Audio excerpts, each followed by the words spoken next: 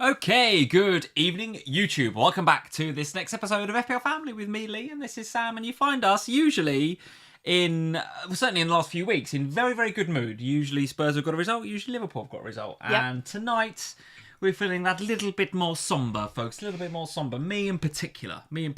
But no complaints. The first thing to say is any Geordie fans that are watching, any Geordie fans in the live chat tonight, congratulations. That's 70 years, isn't it, without a trophy? Yeah, they was 70 years? They've actually right? been worse than us. So, from that perspective... So good. Gives me hope. So good. And do you know what? Fully deserved. I mean, I'm not going to sit here and try and say, like we got the raw end of the stick or there was bad refereeing. There was none of that. Liverpool did not turn up, and Newcastle they wanted it more. I don't know it was that you didn't turn up. I think it's that they wanted it more. They were just on form, and it was a bit of both. I thought it was a bit of both, and I think, all week you've been saying to me, "Oh, looking forward to the final," and I've been like, "No, absolutely not." Yeah, but you've been in a bit of a mard since Tuesday night. Yeah, but usually, my mood going into a game is usually quite reflective of the way the fan base feels. I've been a Liverpool fan for most of my life, other than the first 6 years when I was forced to support Spurs. No, you weren't It's a whole other forced. Story. So for 34 years of my life, I've been a Liverpool fan, and I've got a good feel for if we're feeling it, if we're not. And I tell you what, Tuesday against PSG knocked the stuffing out of me, and it knocked the stuffing out of a lot of the FPL, a lot of the Liverpool fan base, I thought. Right. And yes, okay, there's 5 days to get over it, but at a time when the players were already pretty physically fatigued, it would have been very mentally difficult to get over that game as well. Taking a 1-0 lead into Anfield, and say what you want about the first leg against PSG, for sure they deserved to win it. And it was smash and grab, wasn't it? Smash and grab. But taking a 1-0 lead into Anfield, and then, going out in the way that we went out after extra time on the penalty shootout, it felt like it was going to be a really hard thing to get over. So fast forward to the weekend, and even coming into this game, I wasn't really over it. I wasn't really over Tuesday. Tuesday was so massive. No, it was absolutely huge. You were over it. No. So even like this in the Slack this morning, the patrons were just like, how do you feel about the game? I said I felt really nervous about this game because going into it, listen, of course, would love that trophy. Of course, I want to lift the Carabao Cup, and of course, we as a club we want to lift it, but. We were going for the Champions League. I was still going for the league. For Newcastle, this is a generational thing, right? This was the narrative going into the game the game was, if they can win this, they're making history. It's a historic win for Newcastle. Whereas for us, it would have been a really, really nice trophy to have on the back of, we hope, winning the league.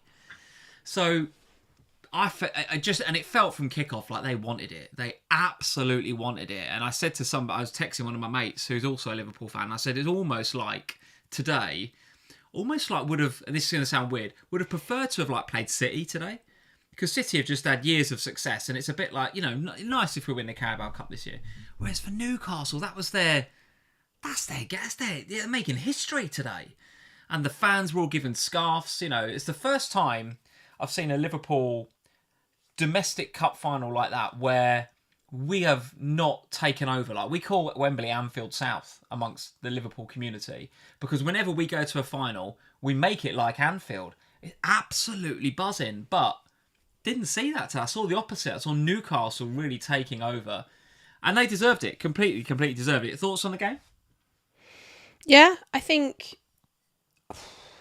it is what it is. I think it's really hard when you go to a cup final against a team that have, and I don't mean this in a disrespectful way to Newcastle, but this was the biggest match that they had left of the season. All right, yes, they can still make Champions League and stuff through the league, of course, but winning a trophy was the pinnacle of their season, right? In the same way that the Europa League now is for Spurs, in the same way that the Europa League now is for Manchester United. For all of those clubs, that's kind of the pinnacle of the season. Villa in the Champions League, right? So everything goes in all in on that. And I thought that I didn't think Liverpool played, you were quite down on Liverpool. I didn't think they played that badly. I just thought that Newcastle played better. They were first to the balls. They wanted it more. There was more passion about them today, more fight.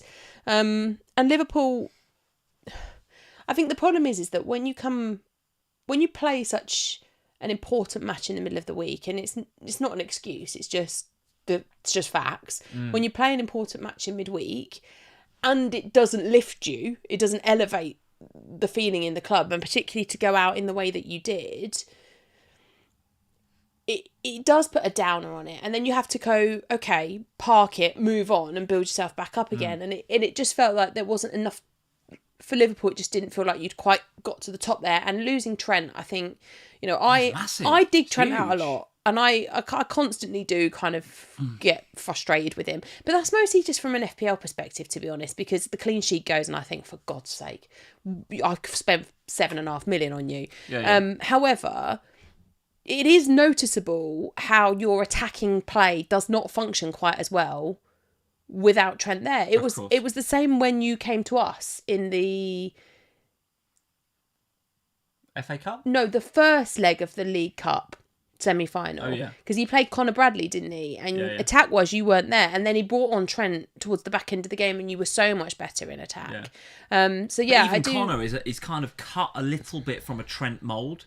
Whereas Quansah's just not. Quansah's our fourth choice right back. He's a centre-half. He's a centre-half, yeah. And, we're not the only team to have defensive issues throughout the season, but when Trent got injured against PSG, that was another reason why I was like, okay. And the FPL relevance of that, for me, is we got to have a look at that now, right? We're thinking about wildcard in game week 31. That's still my plan right now, is to wildcard in 31. So I'm obviously going to keep Mo for the Everton game at Anfield. 31, not 30.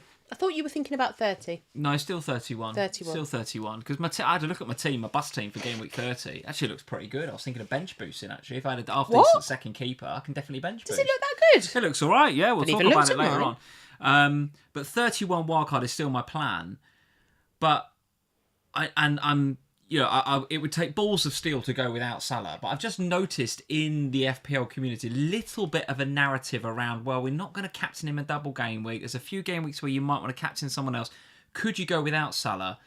And one of the things I noticed, and I've noticed before when Trent doesn't play, or when, even Gomez can do it, but Quansah really can't. And if Quansah's going to be the right back for the next few weeks when we return from the international break, it's going to really hurt Salah because Newcastle absolutely got their game plan spot on today, which was, well, there's two ways Salah can hurt you. One is you can play triangles with the midfielders and he can get in behind or he can cut inside and you're not quite sure which way to go, but it's quite clever usually, and Maka will come over and play that little triangle. Or Trent will just ping it over the top and you get in behind. So the fullback doesn't know whether to press up and come with Salah if Salah drops a little bit closer to the halfway line, or to kind of go with him towards the goal. You don't know as a defender. And as a fullback, it's like, well, do I go in? Do I go out? Do I go up? Do I go down? Where do I even stand to defend against this guy? Without Trent and with Quansah there, you don't have that threat in behind. It's easier to defend against Mo. And I thought Livramento did a brilliant job against him today. But I do wonder, without Trent there going forward... Don't be ridiculous. Is that going to be a problem? I'm just saying... Don't be ridiculous. You're saying that, but listen... I know this team inside out. No, but you're not going to get rid of him. And I think the point is that when you look at the fixtures that you have coming up and the fact that Connor's due back, it's not like you're going to be playing Quansah there the whole season, is it? Conor Bradley's due back. I don't know about the others. I don't know about the others coming back. Well, Bradley's due back after the international break, I thought. So if that's the case, then he'll be back in and then you'll be all right. So I don't know. For me, it doesn't change my thoughts on Salah. Congratulations to Newcastle fans. I thought Newcastle deserved it today. They played really well. Oh yeah. So they deserve to win the game, and I was sort of neutral, because I'm only sort of neutral because actually I really obviously wanted Liverpool to win, but I just wish that Liverpool goal would come 10 minutes earlier, because it would have made for such an exciting end to the game. As it happened, it was just too little, too late from Chiesa, but yeah. Yeah, and Azzy, the Smiths 1986, thank you, mate, for the comment. He says, do we now have to question Salah's motivation as well? Because he's out of the Champions League. So that must mean the end of the Ballon d'Or, right? I don't think Salah's now going to... Well, he can't really win the Ballon d'Or with us going out in the last 16 of the Champions League.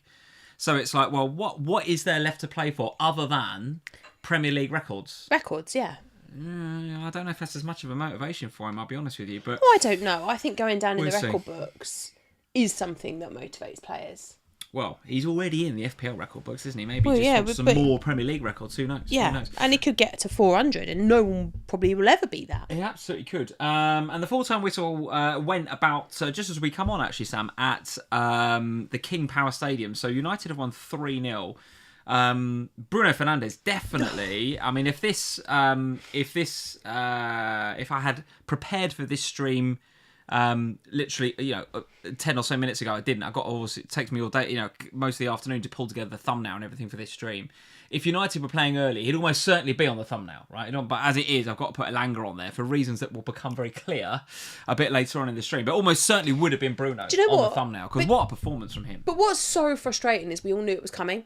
Like, we all sat there all week. Every content creator known to mankind. You brought him in, fair play. Yeah, but we all knew it was coming and we all wanted him. And do you know who I'm annoyed at? You're going to say the Chelsea manager, Maresca, aren't you? I hate him. Yeah, had we known about the Palmer injury, I'm pretty sure... Well, I would have, for sure. I would have brought Bruno in. I'm almost certain. If Maresca comes out and says, and I appreciate that he's not going to come out before the Arsenal game and say... But there was no hint of any suggestion that there was a doubt over Palmer. Even if he'd have said, Palmer's had a little bit of a bit of sore muscles this week, I might have gone... red flag, I'll take the -4. As it happens, I was just like, well, look, I don't really want to take a -4. I don't really like my team. I feel like I'm up against the wall. I just want to survive this game week in as best as I can. And I knew that Bruno was the right one to get, but I didn't really have an easy route in other than selling Palmer, because I didn't want to sell Salah and all the others played well or had good fixtures anyway. So the only route I had to him was Palmer. And so, without any concerns over his fitness, I was like, well, it's a -4 to take out a player that's playing. And is playing and blah, blah, blah. And so Maresca, he's off my Christmas card list, Lee, I've got to be honest. Yeah, a bit of a frustration, but there it is. Let's say hello to a few people, Sam. And let's say hello first and foremost to George. Thank you, George, for the super chat. Very generous super chat, George. You should stop this immediately, sir. This is a chocolate fund for Lee. Thank you, mate. Yeah, because well, not only has it been a crap football day, but my FPL's been shit as well. We'll talk about that later on. Got a massive green arrow, though. Well done, George. Now 152k rank. Thanks, Bruno. Well done, mate. Just want to say, hope you both have an amazing, well-deserved child-free break in New York. Yes, we are off in literally hours from now. Hours from now. I haven't even packed. In the middle of the night to go to New York, you and I. And I'm half packed and you are not packed at all. So that'll be good fun after the stream. We're going to go and pack for New York. Spent all afternoon packing for the kiddies. So. Yes. Thank you, George, for the super chat, mate. That is very, very generous indeed, and completely not needed at all, mate. But I appreciate it. Thank you very much, Joseph Maloney, another one that follows us on Patreon and already contributes. So stop super chatting, please. Hi, Samily. First of all, congratulations to Newcastle. Yeah, absolutely. Wasn't our day. Liverpool fan Joseph. No complaints. A small red this week. It's been a hard week football wise. It has, mate. It has. We haven't even discussed your team, which we've got to come to. No, but in a bit. I've had highs and lows this week. Yeah. Because I've had the high and then I had a bit of a low today. But to be honest, I was a bit like meh today. Yeah. Because Thursday was key. Yeah. You're all about Europe now anyway. You're all about Frankfurt now, aren't you? Yeah. A member for 36 months here on the FPL Family channel, Mr. Cy Burdett, Nigel the Crab. Very nice to see you, mate. 36 months he's been a member here, Sam. Like we've known each other forever. Doesn't it, mate? Feels like it. Does feel like that. Feels like it. 26 points this game. Oh, mate. 26? Oh, God. He's going to end the season so I can focus on F1 fantasy already. I enjoyed the F1 today, actually. Good race. Yeah, enjoyed that. Right. Thanks for the sound effects. Just in case you weren't sure, Si, how Formula 1 cars sound.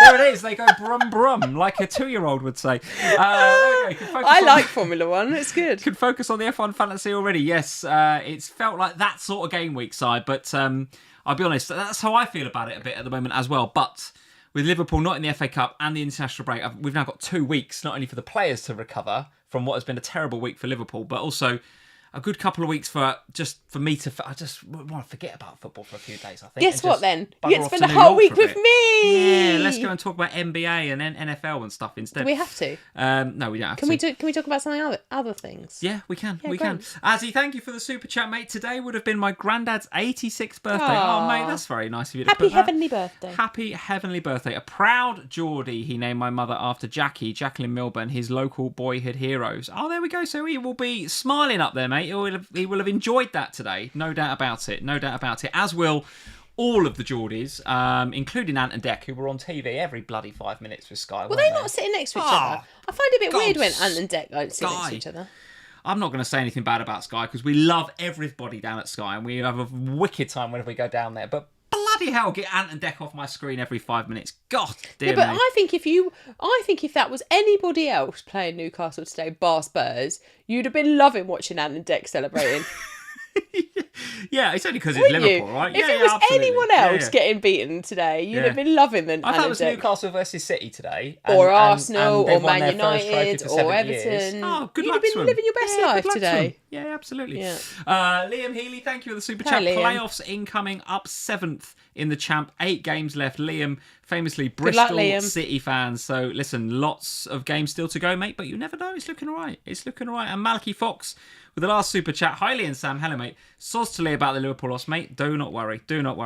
There's other trophies to be won still this season. Still haven't managed to get you any tickets though for the final day. Well, no worries. 65 Very points expensive. and 262 green arrow this game. Oh, mate, that is insane. With Bruno captain, but disappointed. They're on a 17-day break now. Yeah, a little bit of a break, which for some people like me is very welcome. For you, Malachi, perhaps not, mate. But with Bruno captain, 65 points, mate. Very, very good indeed. Very, very good indeed.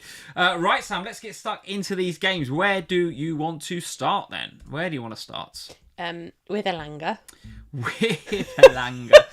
I was going to say a 6-goal thriller. It wasn't a thriller, but 6 goals in this game with absolutely no involvement from popular captaincy candidate Chris Wood. But do you know whose fault it was?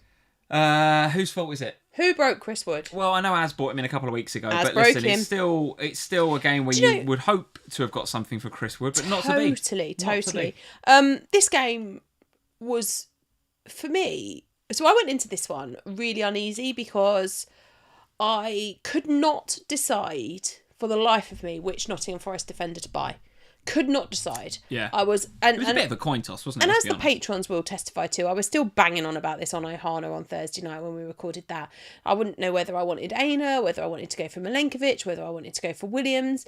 And in the end, I was like, I don't really want to spend the level of budget I have to spend on Aina. So it comes down to a flip between Milenkovic and Williams.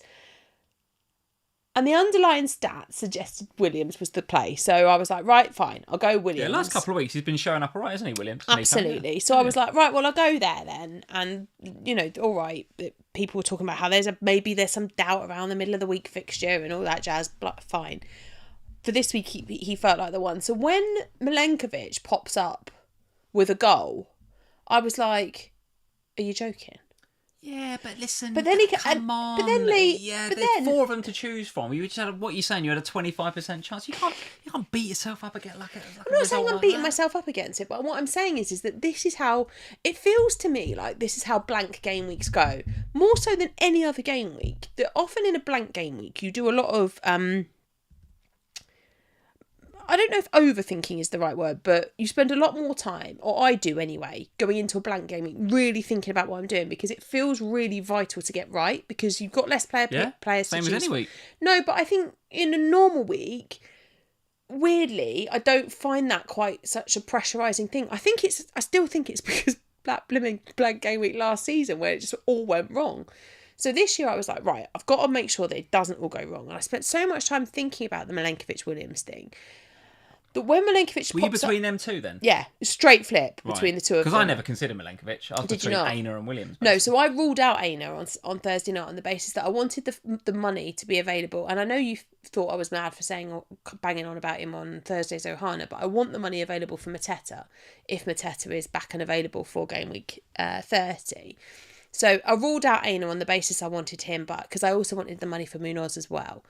And then, so it was a straight flip and I could afford either of them. But Williams gave me that little bit of extra money that meant I could afford a couple of price rises to go my way and not need to panic. All right. But also, the underlying data was better. But I was frustrated because come that Forest game, that's happening.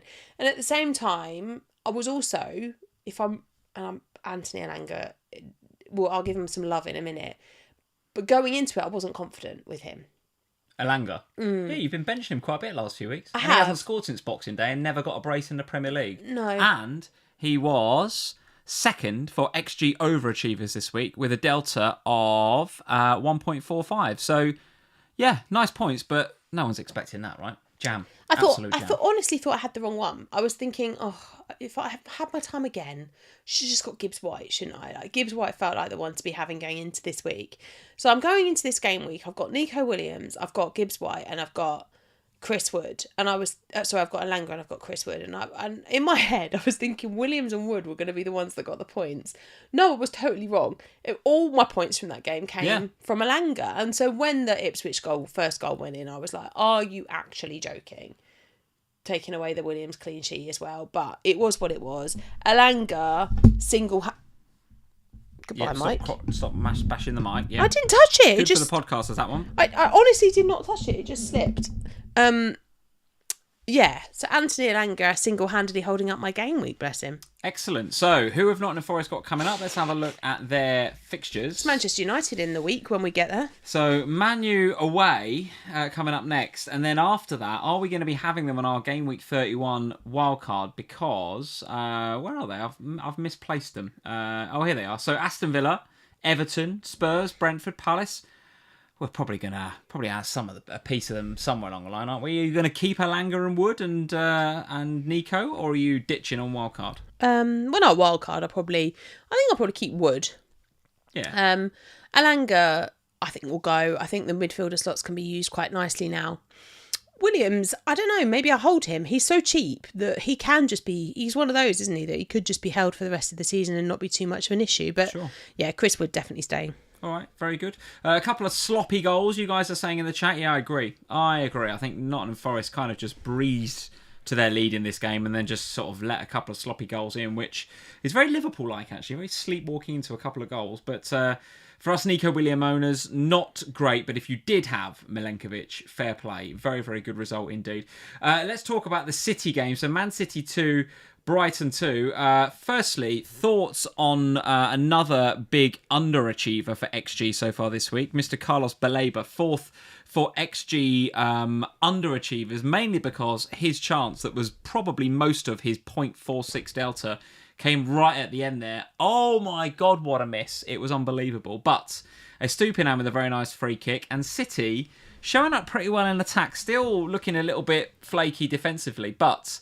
I think they've got Leicester at home next game week, haven't they? Yeah, Leicester at home. I mean, if you did bring in Haaland for this week, or if you brought in Marmoush, or even both, I think you are in a very nice position, aren't you, for next week?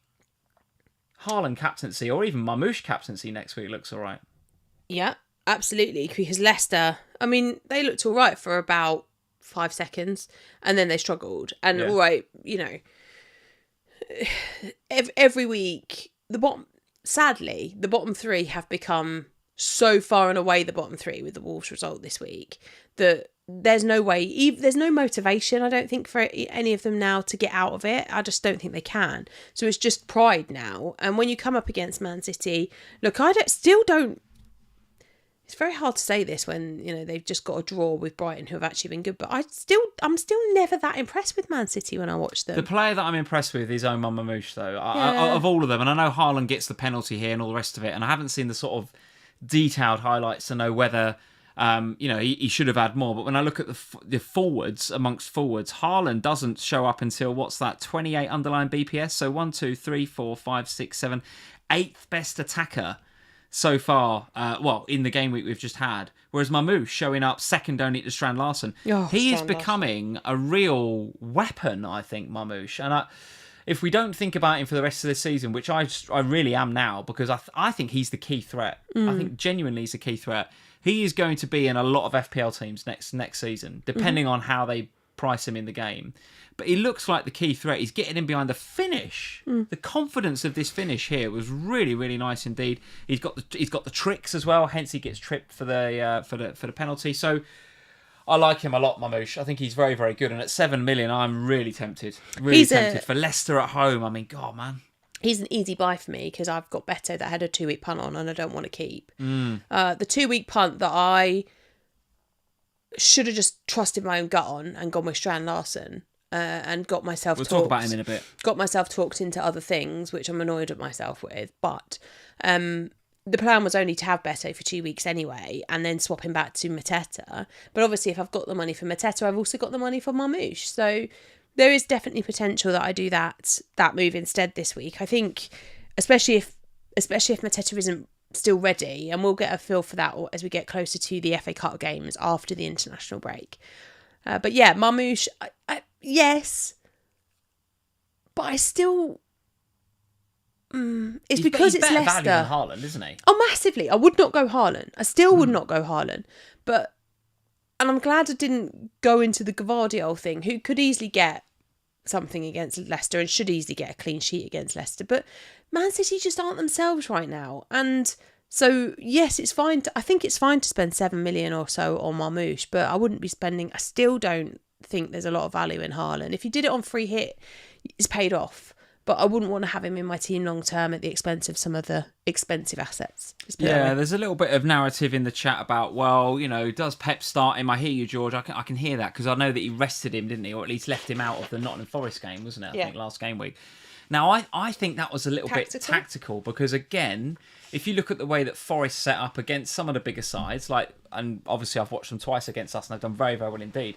They sit and they absorb and they allow no space in behind. They're incredibly well organised and then bang, they go. They get you on the break. So maybe Pep looked at that and went, well, look, Marmoush is not the weapon here. This is not the weapon we need. He's not going to get in behind.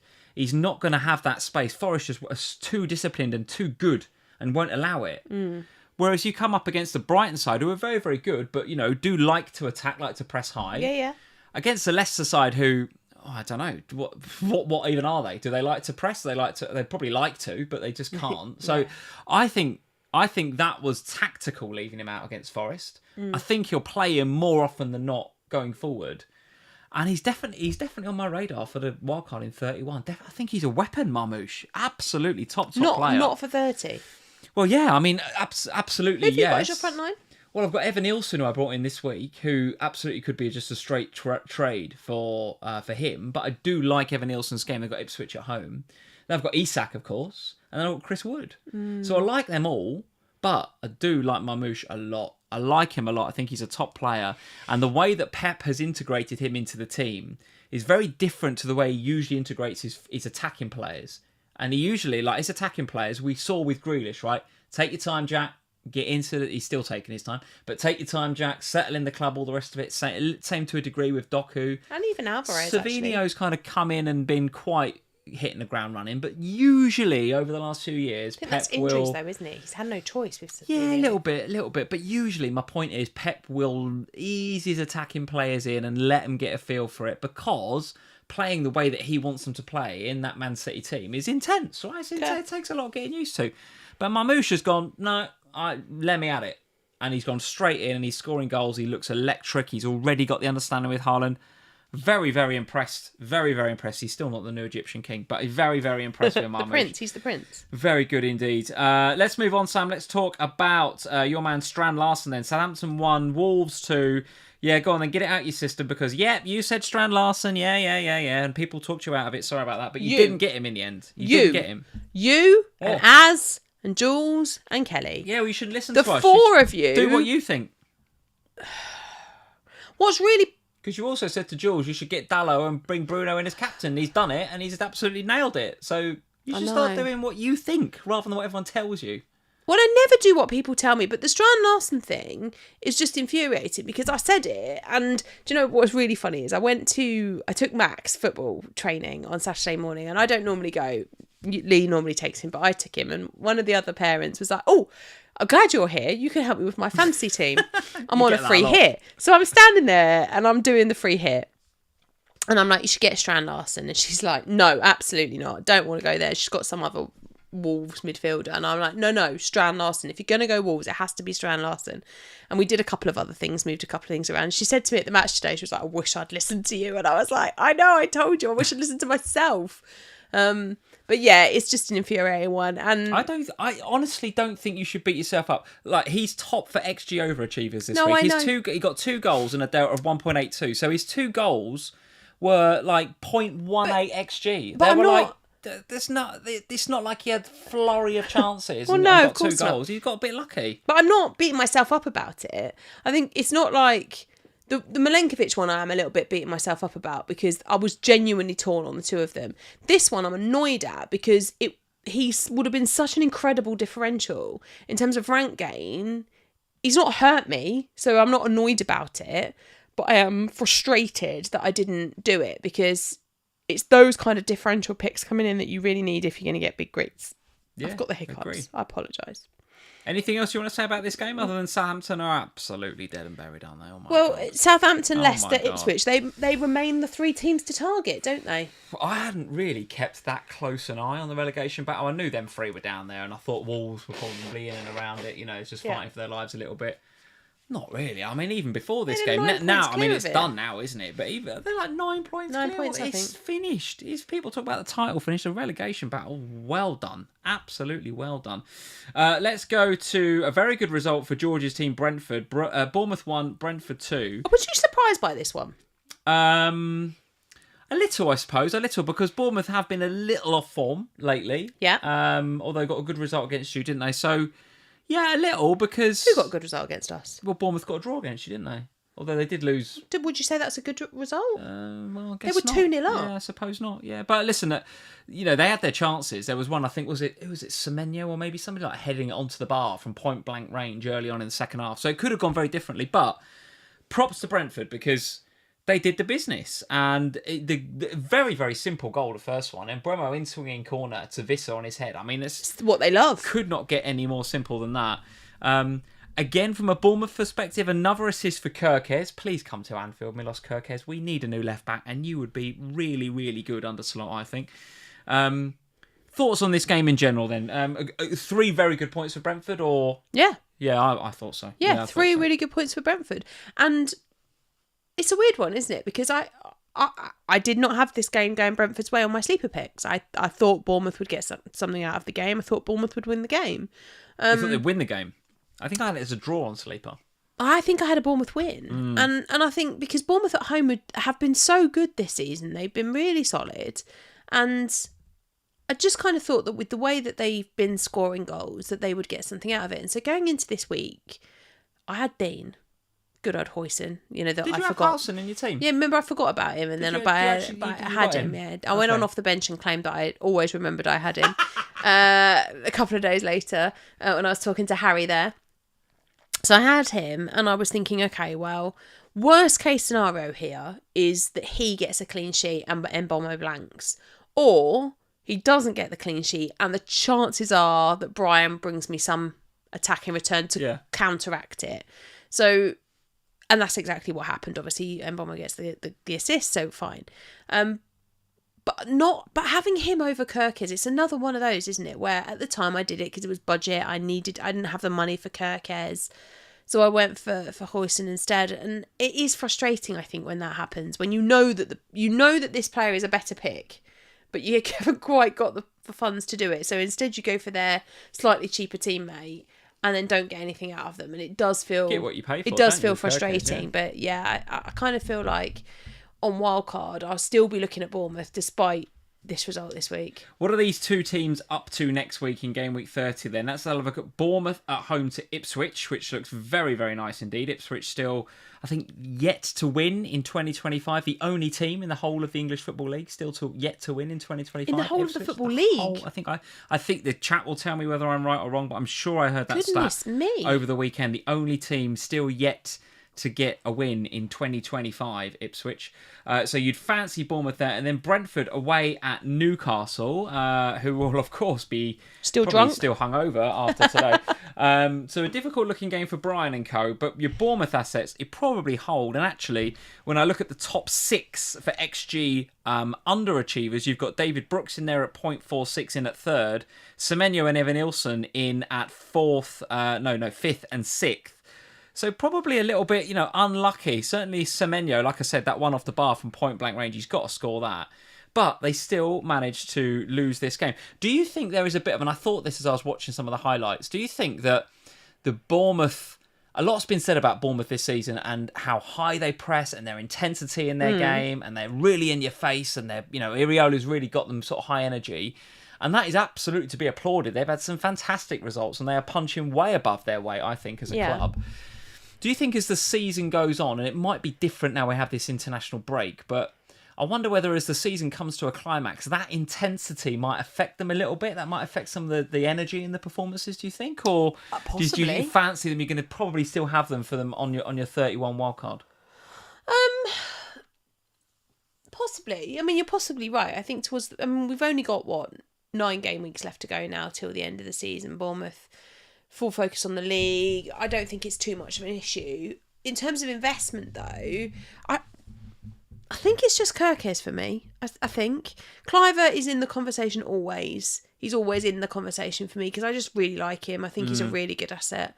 But again, it goes back to that conversation that we were having before about the midfield, because there's some such great picks that you can get in the midfield at the moment. And I'm not sure now that we've got through the blank game week that the Bournemouth mids are still the right ones to have. I think looking ahead towards the doubles that we have coming up, you're probably going to be looking at your Newcastle and Newcastle's and your Palaces as a starter for 10 on your wild card, right? And so having, the Gordons, the Ezes, those kind of picks, this Ismaila Sarr, not to be confused with Pap Sarr, the better of the Sarrs, but Ismaila Sarr, I think you're probably looking more there, aren't you, than at Bournemouth on a wild card? Probably. And George is saying in the chat, maybe they just need a break as well. I'd expect them to... They come to New York with us if they like. I'd expect them to come out the other side of the break and, probably turn Ipswich over at the Vitality. Bournemouth? Yeah. And, so from that perspective, I don't want to sell Evan Nilsson as much as I like Marmouche, and he's probably my route to Marmouche. Probably going to keep him. I've got to really, haven't I? I bought him in mainly for that game, home to Ipswich. But then in 31, let's see what the wild card looks like. But I'm probably going to have a little bit of Bournemouth in there because I just think they're a good side. Let's talk about your game then. I don't know what's to discuss. Fulham 2, Spurs 0. It wasn't on TV here in the UK, so we didn't really see it. We got to see the highlights on Match of the Day. Sounded to me, listening to the bits, that Spurs actually were all right in the second half and then got done and lost 2 goals, which sounds very Spursy. There was the fact that you're laughing about it and sort of don't seem too bothered about it. Because proves to me that Spurs do not care about this league now. This is all about Europe now. Lee, we're not going to get relegated. We can't make Europe. Yeah, that's what I mean. You don't like. That's why on 31 in Wildcard, I won't be going anywhere near Spurs because you just the league is done, isn't it? It's just getting players fit. Yeah, and you could see today, when I saw the team, the team came out and I was like, sorry, what's happening here? It was a weird looking team to me. It wasn't what I was expecting. We did 70 minutes, kept a clean sheet. It was quite boring by the sound of it. We played okay. Do you think a bit of midweek Europa League massive yes, massively, yeah. Massively. I think that's why he didn't play Van der Ven from the beginning. Some defensive calamities again at the back, which led to their goals. Injured, well, went off injured for Van der Ven came on, I think. No, Maddison came on for Romero. Oh right, okay. In an attacking, a more attacking Spurs team at that point. We'll see. I don't know. I think the thing is with Spurs is that everything's safe now. Nothing's going to change. We're not going to make Europe. Yeah. The only way we make Europe is by taking ourselves to Bilbao. So I am. He's got to win that trophy. You've got to win it. We're all in on it. Well, we're all in on it. So we're at this point now where, even today when it was happening, I was like, oh, I'm frustrated, but equally I'm not surprised. Somebody said to me on the way to football today, didn't they? What do you reckon about Spurs today? And I was like, yeah, I don't know. But we definitely had a hangover from midweek. It took a lot. It was a lot of exertion that game. Emotionally, it was a lot as well. It was a very emotionally charged fixture. All right, well, let's stop talking about them then, because they are going to be non-events. And we haven't watched the game. Yeah. But what I will say is that Solanke top for XG underachievers this week with 0.61, so he definitely should have had a goal. Fulham, from their perspective, let's have a look at their fixtures. I noticed Robinson picked up a couple of bonus points as well. Did he? 8 this week, which nice work. In a game week of utter guff and waffle, he's a bit of a shining light, I have to say. So I'm glad Solanke missed that sitter. But Fulham, from their perspective, they are bottom of the ticker right now, with Arsenal away up next, and then Liverpool in 31, Bournemouth away, Chelsea, all right, it's Southampton, and then Aston Villa away. It's difficult to see why you would A, play your Robinsons or anybody else that you've got in game week 30, but B, why you'd go for any Fulham from 31 on your wildcard, right? You wouldn't, is my opinion. I think this is a game to move on from, don't Robinson can sit on the bench for game week 30 because I think I'll prioritise getting a new attacking player for that one. And then on wildcard he'll disappear and he won't come back. And I mean that. So this actually is the perfect au revoir. You know? Right, okay. Played well. Why did it have to be French? I don't know. I don't know why it had to be French. Okay, very good. Let's talk briefly then about Leicester 0, Man United 3, because again, there's not a lot to say about Leicester. I mean, just target them. They're utter rubbish. But Bruno's a man, right? Bruno's a man. 2 assists, a goal, 3 bonus points. If you bought him in this week, well done. I absolutely would have, I think, had I known about the Palmer injury. I think for sure. I'd have taken a -4 had I known that. Yeah. But if you bought him in, if you did it on free hit, if you captained him, because I think he was the obvious captaincy choice this week, well done. Well done, because that is what you call a haul. And I think he's top overall amongst all players in Game Week 29 on the BPS system. Yeah, 66. I'd be amazed if he wasn't. 66. So, yeah, absolutely brilliant. Much else to say about this? Nothing. It's all about Bruno, isn't it? Every single week. Unbelievable. Good finish from Højlund. Maybe does he need that as a bit of confidence to kickstart? Sure, but not going there, are we? No, I'm not going there. Nor Garnacho. So yeah, This is all about Bruno. If you got him, well done. If you didn't, it's giving you a bit of a red. It's giving you a red. Where else, Sam? That's as much as you want to talk about, isn't it? Oh God. Let's very, very quickly talk about Arsenal 1, Chelsea 0. What a turgid game this was. God. Dear me, have you ever seen so much guff in all your life? Arsenal 1, Chelsea 0. Set piece FC are back. Moreno from a corner. Chelsea offering absolutely nothing in this game. Absolutely nothing. No Palmer. No point. No hope. No hope. And Kunku, who all season, we've all said it, he can't really get in the team because that's Palmer's position. All right, Palmer's not there this week. Great, really good opportunity to put in Kunku in the 10 and see how he gets on behind maybe Neto as the 9. No, we'll put him left. What's he playing at, Maresca? What's he doing? I don't know. He's putting Kunku left. I don't know. All I know is I don't like him because he lied to me about Palmer. Oh, just awful. Anyway, I had double Arsenal defence. I was pretty happy with that. And I can't moan at Kukurek because the last 2 weeks he's single-handedly keeping me from being completely embarrassed in FPL. So the fact he's got a 2 point, he did almost score again. It's Raya almost dropped his shot honestly. in his goal. And I said to you, didn't I? I went, "Is that blooming Kukurea again?" And you were just like, "Yes, it is." Oh dear me, that was dreadful. I think Chelsea again just focused on Europe. They don't give a crap about this league, do they?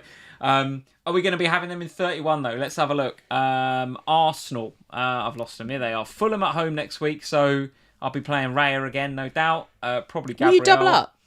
Huh? Will you play the double up in defence? No, absolutely not. Against Fulham. Will you play against Fulham? Well, yeah, probably because again I've got the every week conundrum that I've got Gabriel, haven't I? Whereas you've got Timber, so you might not. Oh yeah. Home to Fulham, though, I think you probably do. Yeah. Without knowing the rest of your team, I think you probably do. And then in 31, it's Everton, Brentford, Ipswich, Crystal Palace and Bournemouth. It doesn't look too bad for Arsenal. Their running looks all right. So I doubt I'll be double Arsenal defence, but I'm pretty sure I'm not going to have Ethan Nwaneri. He was a player that, again, I was relying on this week, benched, which... At least he got a 1 point. Is a risk. I understand that was a risk. Of all the players in my team. I'm counting on Palmer. Did he come on for 1 point? He did, didn't he? Yeah, he come on for a point. Yeah. So I was down to like 9 men this week with Palmer not playing, and then Nwaneri benched for all but 10 minutes. So that is very much reflected in my score. What about Chelsea though? Are we going anywhere near them? Spurs next. Chelsea Spurs next. So excited about that game. I mean, there's two teams that could not give a shit about this league. I mean, that's going to be awful, that game, isn't it? They ruined our season last time. Remember, they injured everyone. That is going to be a dread. I'll have 20 quid with you now. That is a dreadful game. Then Brentford, Ipswich, Fulham, Everton, Liverpool. They don't care, so I don't care about them. I don't think. I won't be having Kukurela on my wild card. Will you have Palmer on your wild card? See if he turns up against Spurs. If Palmer, and he normally does well against Spurs, you're not going to take him out. The player that I will have instead of him, if fit, is Saka. If Saka is fit... Saka fit? Well, that's what they're saying. post-international break, he's going to be fit. And I've already just mentioned their running looks pretty good. I can see me on a wild card having maybe Gabriel and Saka and having a different keeper and maybe no Palmer. I can see that. Okay. I can see that. That's probably it, Sam. There wasn't actually that much to chat about, was there, really? Let's be honest. I mean, what else is there to say? I don't want to talk too much about Everton 1, West Ham 0, other than Jarrod Bowen. I mean, probably should have had at least a brace in this game, but ends up with just an assist. And Everton nick a goal right at the end. I don't even want to talk about it. It was that boring. Let's talk about our teams then. Let's talk about you first. Very nice week. Supercharged by Mr. Elanga in midfield with a little star next to his name. A plus 23% green arrow. However, I don't want to rain on your parade, but that was, I think, I took these stats off of live FPL before the Bruno goal. I was about to say, I'm not sure. There will be a little bit, it'll be not 23, maybe 20 odd or so, but 345k, not bad at all. 59 pointer. It's all right, you take that. 381k now, according to live FPL. 381k, okay. God, that Bruno goal stung then, didn't it? I told you it was going to. It was highly owned, and if you think about the amount of people that had him on free hit. Yeah. 40k rank on that bloody Bruno goal. Yeah. Ugh. Yeah. Yeah. Look, I was... that good? I was... Exciting game okay, so honestly, I was really worried about this week. I really felt like I had all the wrong players. I had Hoyson, I didn't have Kirkes. I had Elanga, I didn't have Gibbs-White. I had Beto, I didn't have Strand Larsen. I had... I still had Palmer, I didn't have Bruno. I was kind of... like in my head, I was thinking all the players that I think might do well, I feel like I've got their understudy. Yeah. So actually, to come out of this with a green arrow... That is really good. For a non-Bruno owner, you should be like buzzing for that. I'm really happy about it. And actually, obviously, Elanga was great. The Milenkovic-Williams thing is just what it is. Raya, Timber and Robinson all getting clean sheets and Timber and Robinson picking up bonus points happy days. Was really good today. So yeah, look, I'm very glad to see the back end of game week 29 and very glad to see the back end of it with a green arrow. So no taking Bruno, it, wrong captain. God, you take that all day. So taking it and running for the aeroplane with the green arrow in my pocket, and even Beto, he had a penalty given, but then realised that actually he just fell over himself. So VAR decided not to give it to him in the end. But I don't know if would he have taken the pen, Beto? Yeah. He'd probably have taken it, So maybe could have, on another day, should have had some points there. Yeah. But yeah, so decent week. Good. Decent week. All right, good. Me, on the other hand, absolute rubbish. Game week score of 40, down to 376k. But again, that is if the Bruno if that's a 40k red arrow, then I'm in the 400ks, aren't I? Absolutely tragic. Wrong captain with Wood. Evan Nielsen and Nico Williams, both my transfers in this week for a combined 3 points. Absolute rubbish. Palmer didn't even bother turning up. Wanyeri come on for 10 minutes. Really, the only pleasure I got out of this game week was when the Arsenal and Fulham clean sheet stuck. 4-14. That was the only one. What am I? 4-14. Awesome. Brilliant. So Gabriel and Raya both in with clean sheets, and then Robinson in with clean sheet and a couple of bonus points. So... listen, and Mbeumo and Bowen chipping in with assists is nice, but yeah, 414k, it's just absolute rubbish, isn't it? But for one, I'm looking forward to just not thinking about football for a bit. This week has been draining, honestly, draining, and FPL's are the least of my worries, to be honest. So I'm looking forward to the international break. Couple of weeks out, we get back. We've got a league to win, and then we try and get back on FPL. But we've got a trophy to win. Still with Wildcard in 31. Bench boost, I don't know, some stage, but then the assistant manager chip, I've still got to play that at some stage as well. I've noticed like all the talk of that's died down, isn't it? Like if you're going to wild card in 31, why don't you just bench boost in 32? I might in the double, get it done. Yeah, probably. Yeah, go for it, get it done. But it's the assistant manager. I haven't got a clue where I'm going to play that. Well, 36, 37, 38. It's going to have to be. Probably. Yeah, probably. But the only way you can move it is if you wild card right now. Yeah, I'm not doing that. Because the team looks all right for next week. So that's it. 40 points down to not what it says on the screen, 376, and down to 414k. Absolutely awful, given that I was up at sort of just inside the top 100k a few weeks ago, just before everyone played the assistant managers. So what was that, about 4 or 5 weeks ago? Maybe 23. 6 weeks ago. Yeah, so about 6-7 weeks ago, flirting inside sort of 90 to 100k, and now I'm at 414. Absolute rubbish. Assistant manager to save the season at the end. Don't know at this stage. I don't want to think about it. Right, let's talk about this week, Sam. What's coming up this week, other than you and I going on a little hollybobs? Yeah, so having a little bit of a hollybobs, which will be nice. I'm still going to be recording the pod. Of course you are. The mic is coming with me. It's the one thing. Lee was Don't let a transatlantic flight get in the way of the podcast. Lee said, have the whole week off. I said, okay, but not the podcast. And he was like, all right then. It's the one thing, isn't it, that I won't give up. So the podcast, in fact, it's highly transatlantic because Kelly's also on holiday. So we're recording this from 3 different time zones on Wednesday morning. What could possibly go wrong? We'll all turn up at the wrong time. So official podcast on Wednesday this week, and then just because he can't bear to be without me, we have moved the Q&A to Friday afternoon, so I'll be back to do it. Q&A on Friday. Az and I will be doing some team surgery stuff, so if you want to send your team over for a little bit of surgery, there'll be a social post out on the Scout channels later on in the week, so keep an eye out for that. Very nice. We're going to do an Ask Us Anything for our patrons. We are. Of course, we are international breaking right now. I'm going to put that up as soon as we finish here, and then we will record that on Saturday and pop it out for you once we're back. There we go. All right, patrons, get your questions in the Slack for the Ask Us Anything. I don't know how many of those have we done? We must have done like... I mean, I'm not sure what else they can ask us that what they don't already know about us. We do, and when we do these Ask Us Anythings, we do go off on really weird tangents. You guys must know a lot about us by now after 15 odd Ask Us Anythings. But I'm sure, and we have this every time we have an Ask Us Anything, I'm sure the creativity of our Patreon community knows no bounds, Sam. Yeah. They will come back and they will come out with some really good questions. I'll put the thing up in a minute. No doubt about it. Guys, thank you for joining us tonight on FPL Family. Like, subscribe, all that good stuff. Well done to anybody that had Bruno captain. If you're up into the 50s, 60s, might even be a few 70 pointers out. I don't know. If you've got Bruno, I think. Bruno captain, you probably are up there. So fair play. Enjoy the break. Put FPL down for a couple of days.